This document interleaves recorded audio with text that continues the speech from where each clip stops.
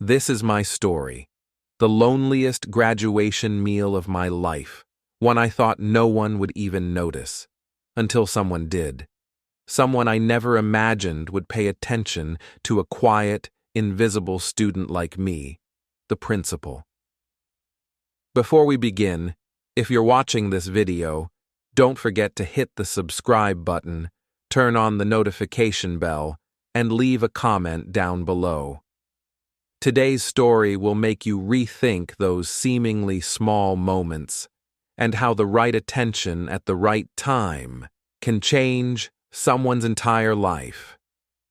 Would you like help translating the rest of the script too?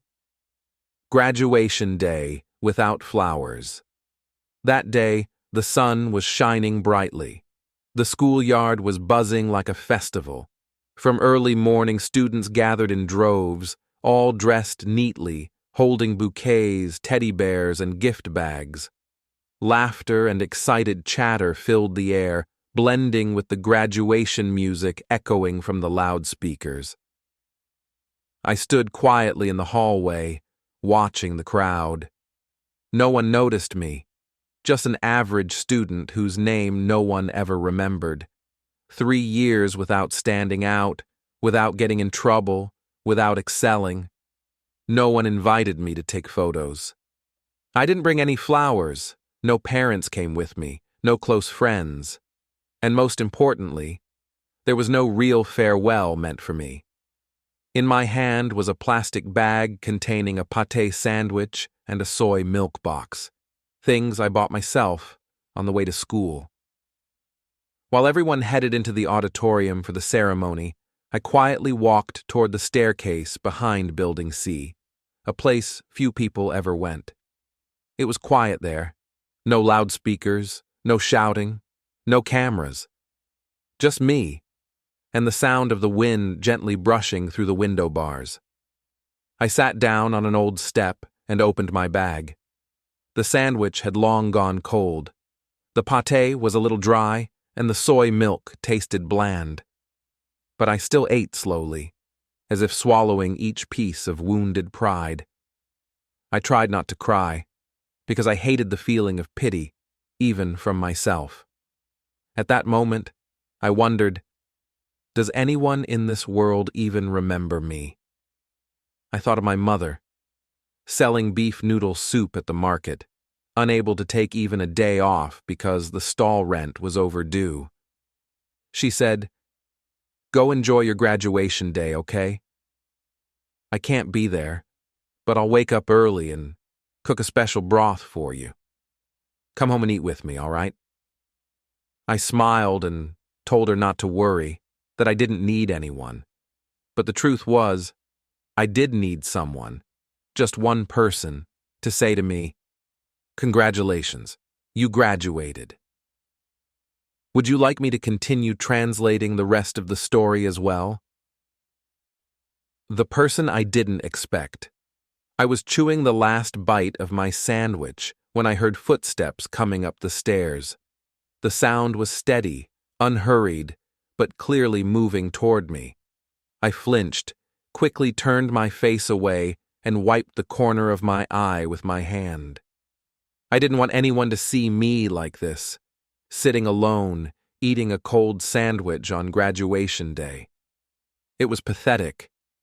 I tried to pretend I was just looking out the window, though the view was nothing more than a stained wall of the building across. Then, a voice spoke up. A voice I recognized instantly, even though I'd never spoken to him directly. "Why aren't you down in the hall? The ceremony's almost over." I turned my head. It was the principal. He was wearing a light gray suit, still had the mic clipped to his shirt like he had just stepped off the stage. In his hand was a stack of papers, maybe a student list or his speech. I froze. I didn't know what to say. He never looked at me for more than a second, let alone remembered my name. I stammered, "I just wanted to sit here for a bit." He nodded without asking further. What surprised me was, he didn't turn and leave like I expected. Instead, he sat down next to me, right on that dusty step. I was so flustered I nearly dropped my soy milk. The weirdness of the situation made me blurt out, "Don't you need to go back to the ceremony, sir?" He smiled. "I think the real graduation doesn't just happen on the stage. It happens wherever a student feels like they're closing one chapter and starting a new one." I stayed quiet. That was the first time I'd ever heard an adult say something like that. No lecturing, no preaching, no cliches. Just a simple sentence, but it touched something deep inside me. He looked at me for a moment, then asked, "What's your name?"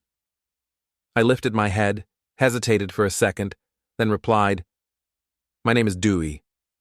He nodded slowly. "Dewey. I remember seeing your name on the list. Consistent attendance, never missed a class, no disciplinary issues, but also no outstanding achievements, right?"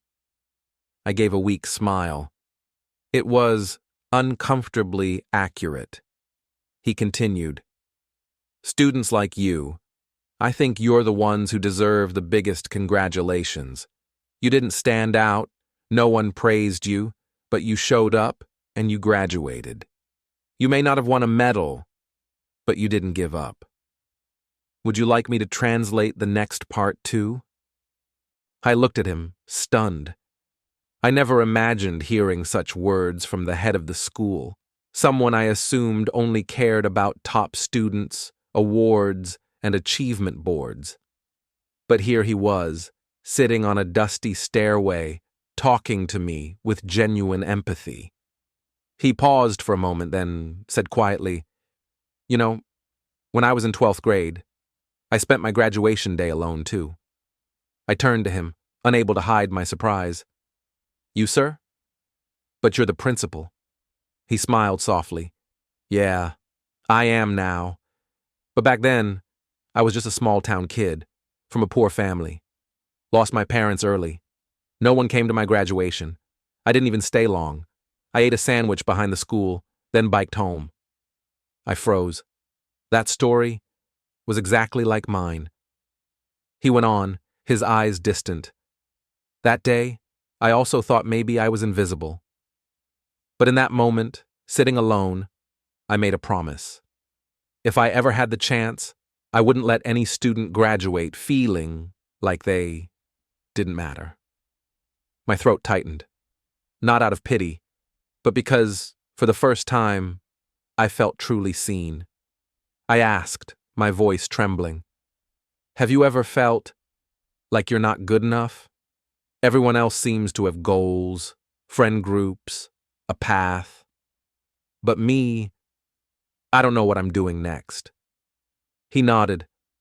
"Of course, everyone feels lost sometimes. What matters isn't knowing your destination from the start. It's choosing to keep moving. Every step forward, even the small ones, takes you farther from the place where you once felt like you didn't belong." Then suddenly, he stood up and reached out his hand to me. "Come on, let's head down to the hall. It's time for the group photo. I'll be the first one to take a picture with you." I hesitated. I was still holding my half-finished soy milk. The sandwich was nearly gone, just a few crumbs left in the bag. He smiled. "You don't need to be perfect to show up. Sometimes, just stepping out of the shadows is enough." Slowly, I stood up. For the first time in my life, I felt a little lighter. Not because someone had swooped in to save me, but because I knew now someone had truly seen me. "Would you like me to help format this into a full video script or continue with the next scene?" I followed the principal, my heart still trembling. My steps felt like they were treading on uncertain ground, a mix of nervousness and fear. Each step toward the auditorium dragged behind it a heavy cloud of anxiety. I was scared of my classmates' stares, afraid they would think, "Huh? Where's this guy been?" Or worse, "Who even is he?" The auditorium doors opened. The stage lights hit my eyes. Everyone was taking photos. A group of close friends hugged each other and cried. Some were filming TikToks. And then, a few heads turned when they saw me walk in, with the principal by my side. I froze for a moment. The principal turned to me and whispered, as if reading my thoughts, "You're not here to make a scene. You're here to finish this chapter completely. That's all." I took a deep breath, then kept walking. He led me toward the stage where teachers were taking pictures with students one by one. A teacher looked at me and gave a gentle smile. "Dewey, right. You did well. You made it to the end." I didn't know how she remembered my name. Maybe the principal had just told her, or maybe she truly remembered. Either way, something warm spread through my chest. Suddenly, the principal took the microphone and stepped up to the podium. The whole auditorium fell silent. Before we end today's ceremony, I'd like to share a few words about a student. He's not on the honors list. He wasn't called on stage. But today, he walked out of an old staircase behind the building, where he had been sitting alone. And I believe that is something more worthy of recognition than any award. Everyone was listening closely to every word. I felt frozen in place. A few people started looking my way. Some of the looks had changed, no longer indifferent like before. The principal looked at me and gave a small wave. "Dewey, come up here and take a photo with me."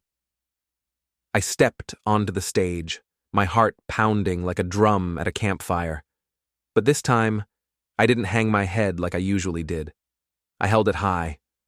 For the first time in all 3 years at this school, I felt seen. The camera flashed. Applause followed, not thunderous, but just enough to make something stir inside me. I no longer felt like an outsider, no longer just a shadow passing through the schoolyard. I was part of this ceremony. Would you like help combining all the translated parts into one polished script for a video or story format? The ceremony ended. People gradually made their way out, and the once bustling courtyard was now left with just a few groups squeezing in their final photos. I stepped outside, no longer feeling the urge to hide. In my hand was a small slip of paper, something my homeroom teacher had quietly slipped to me before she left. It had a simple message. "Dewey, I'm very proud of you. Never believe that you are invisible." I looked at the empty seats in the auditorium, the ones I hadn't sat in all morning. Part of me felt a twinge of regret, but another part thought, maybe I needed to sit on that staircase today to discover something I wouldn't have found had I blended into the crowd from the start. I sat down on a stone bench under the purple petals of the crepe myrtle tree, its flowers gently falling. The breeze was soft, and the cicadas weren't as loud as they had been earlier. The air smelled different, not exactly sad, but as if it were waiting for something new to begin. Then I heard familiar footsteps. It was the principal. He had just seen off the last group of teachers at the gate.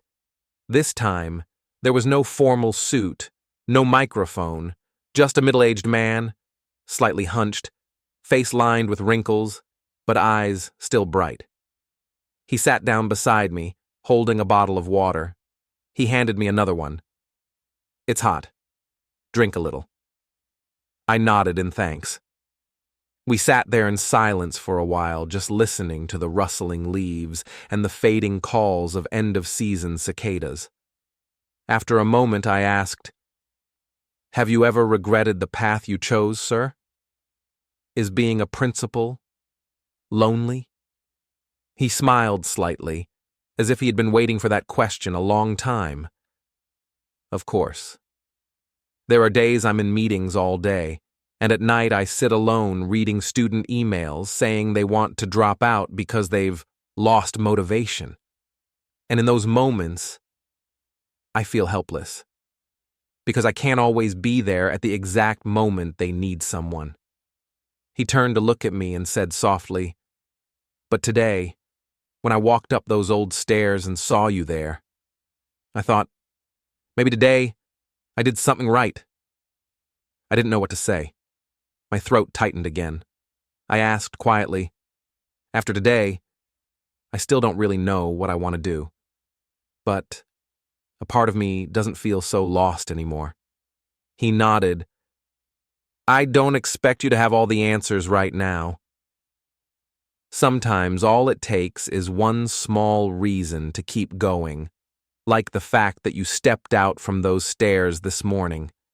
That's enough to begin. Would you like me to help you organize this full story into a cohesive narrated video script or a written short story?" The principal stood up first, but before leaving, he reached into his pocket and pulled out a pale ivory envelope. He handed it to me. "I've been holding on to this since the beginning of the week. I planned to give it to a student who I felt needed it most. And now, I think I found that person." I looked at the envelope. On the outside was a simple handwritten line. "For the one who still doesn't know where to go." My heart raced. I looked up to ask him something, but he had already turned to leave, only saying, "Open it when you truly feel ready to find something to begin with." I held the envelope in my hands and sat there under the shade of the crepe myrtle tree for a long time. Then, as if my heart had said yes before my mind could catch up, I slowly opened it. Inside was a handwritten letter and an old, slightly faded color flyer. I read each line carefully, slowly. "To you, the one standing at a crossroads, unsure which way to turn, there's a summer volunteer program for recent graduates. No need for perfect grades, no special skills required, only a heart willing to listen and hands willing to help. It won't promise you a stable job. It won't give you awards, but it might offer you something more important, a chance to find yourself. I believe you'll do something meaningful, not because you're the best student, but because you're someone who never gave up. If you feel ready, come to this address on Monday morning. Someone will be waiting for you." At the bottom, a final line written carefully by hand. "P.S. You don't need to be sure. You just need to show up." I sat in silence for a long time, my eyes fixed on the handwritten address. It was a children's support center for orphans, about 5 kilometers from my school. I had never thought about volunteering before, never imagined I could do anything for anyone else. But right then, that letter felt like a hand reaching into a storm. Not to rescue me, but to help me stand back up and keep going. Would you like me to now combine this with the previous sections into one flowing finished script? On Monday morning, I rode my bike to the address in the letter. The early breeze was still cold, and the road was damp with dew. Each turn of the wheel felt like a quiet rhythm counting the changes happening inside me, slow but certain. I arrived at a modest 2-story house, its walls painted a faded yellow with an old iron gate out front. A sign above read, "Huang Duong Center, a place where every child is called by name." I stepped inside. There was a small courtyard where a few children were playing with worn-out toys. A young woman, probably around 20, with a name tag that read Phuong Coordinator, walked over and greeted me with a warm smile. "You're Dewey, right? The principal mentioned a special student would be coming today." Before I could say anything, a little boy ran over, grabbed my hand and grinned. "Hey, come play blocks with us." I looked into his eyes, pure, joyful, and completely unconcerned with who I was, where I came from, or how well I did in school. All that mattered was that I was there. I sat down on the tiled floor with them. Plastic blocks clinked and scattered. Laughter echoed. One of the kids looked up at me and asked, "What's your job?" I paused for a moment, then answered, "I just graduated, I don't know yet. But today, I'm here to start figuring it out." The child nodded, as if that explained everything, and went right back to playing. That whole morning, I helped hand out milk, told stories, sorted books. I had never done anything like it before, Mo. I had also never felt such peace in my heart. At the end of the day, I was assigned to tidy up the second floor. While gathering toys, I noticed a small staircase leading to the roof. It looked forgotten, dusty, unused. Curious, I climbed up. For some reason, my heartbeat slowed. On the rooftop was a small spot just big enough to sit. A breeze brushed by. I sat down on the step, and the feeling was just like that graduation day. But this time, I wasn't holding a cold sandwich. This time, I was holding a small box of milk. A child had given it to me earlier in the afternoon. I opened it, took a sip, and as I looked down at the courtyard where the kids were running around in the golden light of late afternoon, I smiled. I was eating alone again. But this time, I didn't feel alone. Life will always have days when you sit alone in a corner on an old staircase, thinking no one sees you. But sometimes in that very moment, someone will come, not to take you away, but to help you stand up and keep going. If today you find yourself sitting in your own staircase, I hope you remember this. Sometimes just one step, one small step, can change the entire journey ahead. Don't forget to subscribe if this story meant something to you. Maybe one day you'll be someone's principal just by quietly sitting down beside them.